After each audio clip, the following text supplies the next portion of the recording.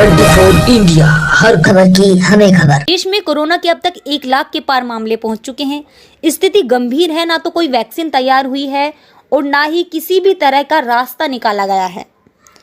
ऐसे में अभी तक चौथा लॉकडाउन चल रहा है।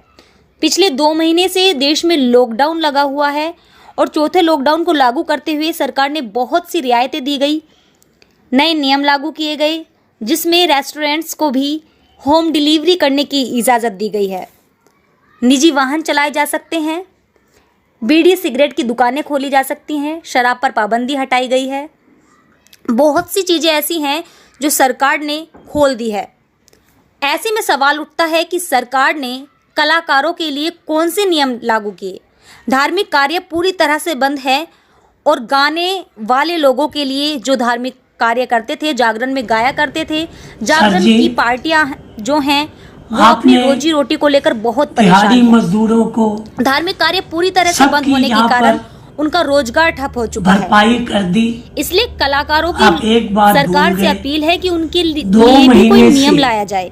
जिस तरह से सरकार ने शादी समारोह करने की इजाजत दी है, उसी तरह से ही जागरण करने की भी इजाजत दी जाए और ज्यादा से ज्यादा 10 लोग 20 लोग जागरण पार्टी में शामिल हो सके, ताकि धार्मिक कार्यों को भी बढ़ावा मिले और कोरोना से जल्द छुटकारा मिले। मेरी मुराद उन कलाकारों से उनकी सरकार से ये अपील है कि यदि धार्मिक कार्य को आगे बढ़ाया जाएगा तो जरूर कोरोना से हमें जल्द छुटकारा मिलेगा। उनका ये विश्वास है कि भगवान के मंदिर खोलने से, भगवान के कार्य करने से जरूर कोरोना से मुक्ति मिलेगी।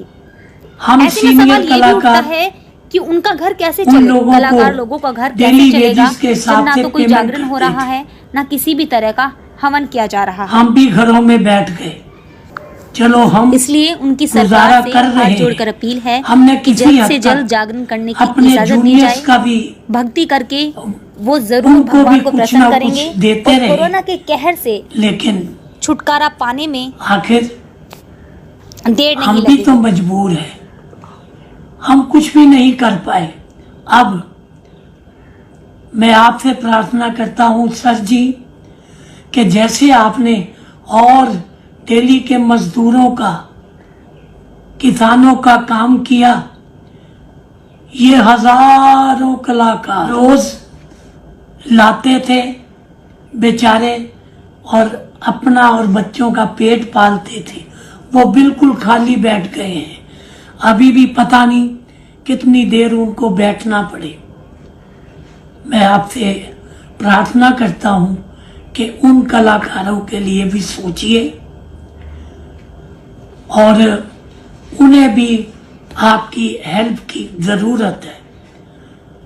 और वो मिडिल क्लास लोग बेचारे जो मांग नहीं सकते, अपने घरों में मजबूर बैठे हैं, उन घरों में भी अपने लोग भेजिए, उनका भी पता कीजिए जो मांग नहीं सकते, जो आपसे कह नहीं सकते। मैं कलाकारों की ओर से आपसे रिक्वेस्ट करता हूं कि इन कलाकारों का सोचिए। ये 2 महीने से खाली बैठे हैं, हमने इनकी मदद की भी है, पर कब तक? आखिर आप सरकार हैं और सरकार की जिम्मेदारी है कि वो भी इनकी ओर ध्यान दे।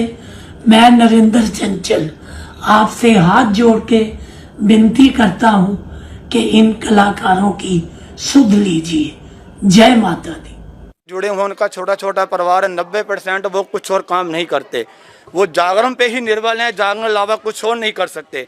मैं ये नहीं कहता सरकार में 10 लाख दे, 5 लाख दे, कुछ दे।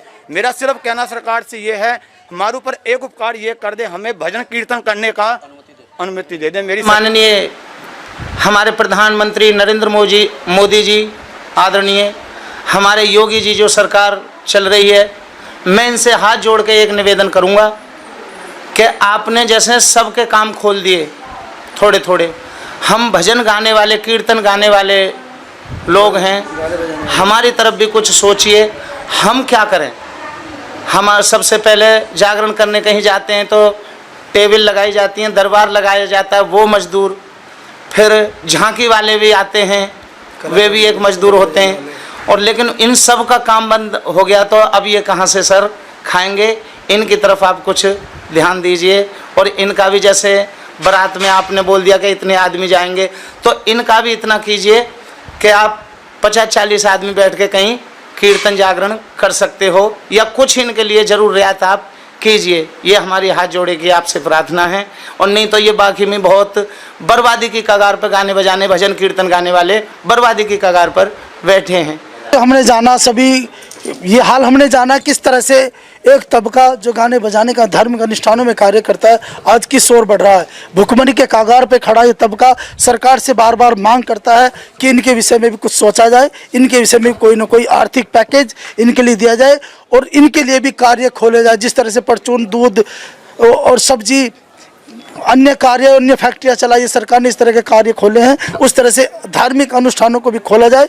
और एक आस्था का विषय ये भी है कि ये लोग कहते हैं जिस महारानी, जिस भगवान की हम पूजा करते हैं, अगर हम उनके चरणों में रहेंगे तो इस महामारी से बचेंगे।